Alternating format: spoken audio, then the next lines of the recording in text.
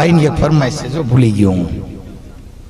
જીવણ બાપાનું ભજન છે, દોરંગા ફેરાનો બે તો મારે ગોતવા છો કેટલાક છે. આ ભજનની અંદર હિસાબ કરવો પડ્યો છે.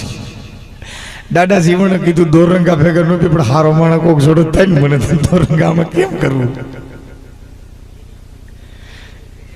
બીજલ બાપાએ કીધું કે બાપુ કોલસાને ઉજળો કરતા બગાડ્યા ઉલટાના ચોખા નીર, ઈ રાખની હારે હાલ્યો જાય નકી નીચ કે નકી બિગાડ્યા બીજલા. ઓલો કોલસો છે ને પાણીમાં બસારા ધોઈ અને એને એમ કે થોડો ચોખ્ખો કરી નાખી, તે પીધા જેવું પાણી હતું ને એ બગાડ્યું.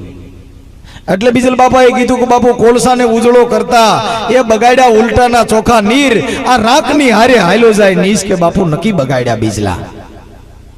સાહેબ એવા માણસનો સંગ કરવાથી તમારી આ જે કઈ જે છે ને મનના ભ્રમ એ નહીં થાય. જો નિર્મળ થવું હોય તો આ ગતની ગંગા કહેતા મેઘવાળ સમાજને ગતની ગંગા કીધી. સાહેબ પાલન દાદાએ પણ આપણી સમાજને ગતની ગંગા કીધી. એટલે પાલન દાદાએ કીધું કે જે કોઈને નમે નહીં, જે કોઈને ગમે નહીં, જેની વાણીમાં હોય વહરી વાણ, એ પાલન ભણે ધર્મીઓ. બાપુ આ દેવને દેવની ભરી નથી તું શીખાણ. એ ક્યાંય દેવના કારખાના નથી, ત્યાં દેવ જન્મ લેતા હોય. પણ પાલન દાડો કહે છે જે નમી જાય, જે ગમી જાય, જેની વાણીમાં હોય મધુરી વાણ, એ પાલન ભણે ધર્મીઓ. બાપુ આ દેવને દેવની ભરી નથી તું શીખાણ. આ દેવના કારખાના છે આ સમાજ. એ આ સમાજની અંદર સંત સવૈયાનાથનો જન્મ થયો. સાહેબ આ આપણી સમાજમાં મોટામાં મોટું નાથ સંત સવૈયાનાથ થયા. કેસરડીની અંદર જોતલપીર થયા.